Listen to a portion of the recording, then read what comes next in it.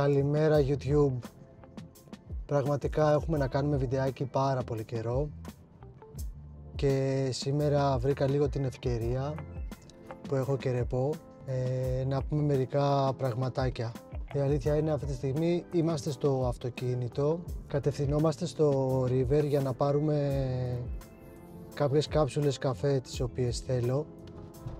Γράφουμε με την DJI και το μικροφωνάκι γιατί θέλω λίγο να το δοκιμάσω σε έτσι εξωτερικές συνθήκες καθημερινότητας, γιατί η αλήθεια είναι πως δεν μου έχει δοθεί η ευκαιρία να το κάνω. Έγινε ένα ταξίδι τώρα πρόσφατα το οποίο έχω τραβήξει πλάνα με την... Θέλω να σου πω λίγο τους προβληματισμούς μου.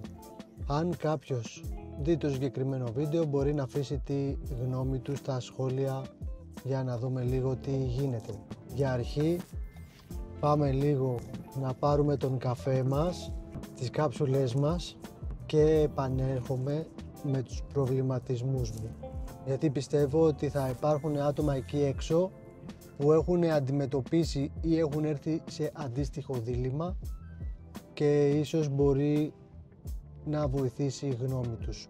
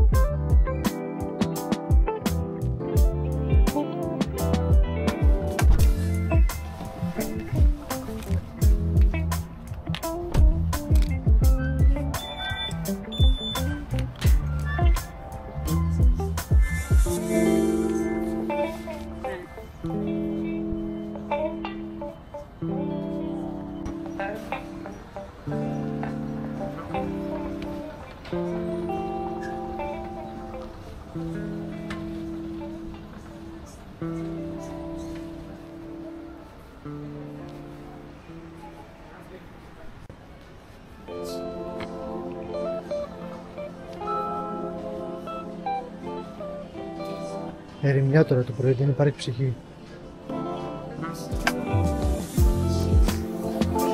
Πάμε να πάρουμε καφεδάκι από κάτω και να κάτσω να σας πω λίγο τους προβληματισμούς μου.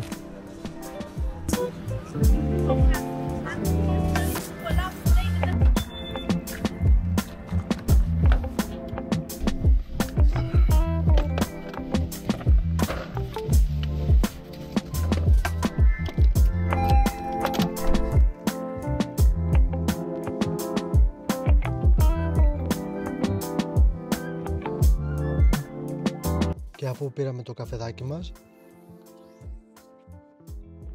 μπορεί να ξεκινήσει η μέρα κάπως καλύτερα. Γενικότερα έχουμε να κάνουμε βιντεάκι στο κανάλι πάρα πολύ καιρό, γιατί υπάρχει πολύ πιεσμένο πρόγραμμα, οπότε δεν μένει χρόνος για οτιδήποτε άλλο. Σήμερα έχω ρεπό, οπότε είπα να μοιραστώ κάποιους προβληματισμούς που έχω όλο αυτό το διάστημα. Και ποιοι είναι αυτοί? Λοιπόν, πρόσφατα κάναμε ένα ταξίδι εκτός Αθηνών και είχα την επιλογή να τραβήξω κάποια πλάνα σε φάση vlog, θα έλεγα, με την Sony, όπως έχουμε δείξει στο κανάλι, την ZV-10 με τον kit το φακό των 1650. Σε πιο παλιό ταξίδι είχα γυρίσει κάποια πλάνα DJI Osmo που κρατάω αυτή τη στιγμή. Λοιπόν, υπάρχουν κάποια πράγματα τα οποία πρέπει να τα βάλεις σε μια ζυγαριά για να δεις εν τέλει τι είναι αυτό που σου ταιριάζει καλύτερα. Την Sony την είχα πάρει με την προοπτική της φωτογραφίας. Τραβάει φωτογραφίες, σούπερ, ωραία και αυτά. Βέβαια είχα δει όμως στο YouTube ότι πάρα πολλοί ξεκινάνε και να τραβάνε κάποια βιντεάκια με τη συγκεκριμένη κάμερα σε φάση vlog και ταξιδιωτικά κτλ. Το πρόβλημα όμως τώρα ποιο είναι? Ξεκίνησα να τραβάω πλάνα στο ταξίδι. Ωραία. Δεν έχω gimbal. Οπότε όταν είδα τα πλάνα μετά, η αλήθεια είναι ότι σίγουρα χρησιμοποιώ το Catalyst Browse, αν το λέω σωστά, τη Sony, το οποίο σου σταθεροποιεί τα πλάνα. Το θέμα είναι όμως ότι αυτό για να σου σταθεροποιήσει τα πλάνα σου κάνει crop το βίντεο. Οπότε ο φακός ο 1650, λόγω του ότι είναι και crop η μηχανή, έχει πιο σφιχτό, θα έλεγα για τα γούστα μου, κάδρο, συν το Catalyst, το οποίο σου μειώνει κι άλλο, χάνεις πάρα πολύ εικόνα. Συν ότι έπρεπε να περάσω όλα τα βιντεάκια, μιλάμε, ήτανε βιντεάκια, ήτανε σίγουρα πάνω από 50-60 βίντεο, τα οποία έπρεπε να τα περάσω από το συγκεκριμένο πρόγραμμα. Οπότε να τα βάλω στο συγκεκριμένο πρόγραμμα, να τα σταθεροποιήσω και μετά να τα βάλω στο Final Cut για να προχωρήσουμε την επεξεργασία. Γενικά η αλήθεια είναι, έτσι όπως το κατάλαβα, δεν βόλευε και πάρα πολύ.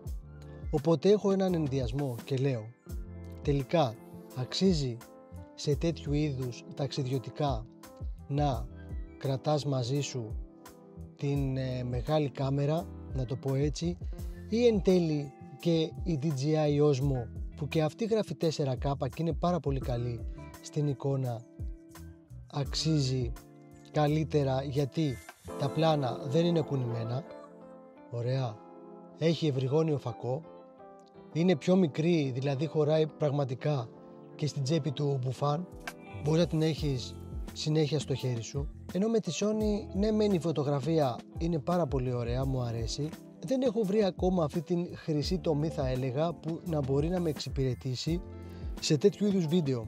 Σίγουρα η ποιότητα της εικόνας που βγάζει είναι απίστευτη, είναι πάρα πολύ ωραία, αλλά έχω την αίσθηση εν τέλει ότι δεν με βόλεψε τόσο πολύ όσο θα με βολέψει η action κάμερα. Και επειδή τέλος του μήνα έχει προγραμματιστεί ένα ταξίδι εξωτερικό, έχω αυτούς τους συνδυασμούς εν τέλει. Σίγουρα θα κρατάω και τις δύο κάμερες μαζί, αλλά κλείνει η ζυγαριά ως προς την DJI, είναι πιο εύχρηστη.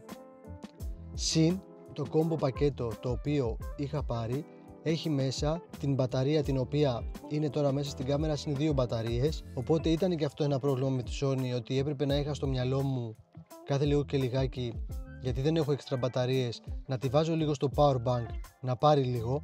Συν ότι κοίταζα ωραία, λέω στη Sony, ωραία, να βρούμε έναν πιο ευρυγόνιο φακό. Βέβαια αυτός ο πιο ευρυγόνιος φακός ήταν κοντά στα 500-600 ευρώ, ίσως και παραπάνω. Οπότε εν τέλει δεν ξέρω αν τα βάλεις σε μια ζυγαριά τι είναι πιο εύχριστο.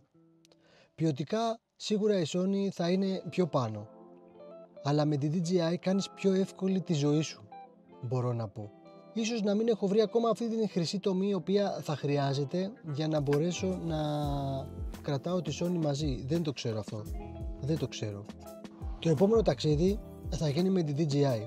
Το έχω αποφασίσει, γιατί θα μου είναι πιο εύκολη, λόγω και αεροδρομίου και τα σχετικά, θα μου είναι πιο εύκολη να την έχω κατευθείαν, πατάς το κουμπί να γράφεις, επειδή είναι ευρυγόνια, χωράνε όλα μέσα και τα σχετικά, δηλαδή θα είναι κομπλέ.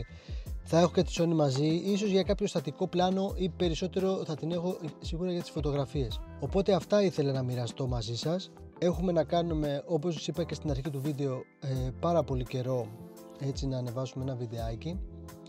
Αν το δει κάποιος αυτό το βίντεο και έχει μια αντίστοιχη εμπειρία ή θέλει να μου πει τη δικιά του άποψη πάνω στο συγκεκριμένο θέμα, ας μου αφήσει ένα σχόλιο από κάτω.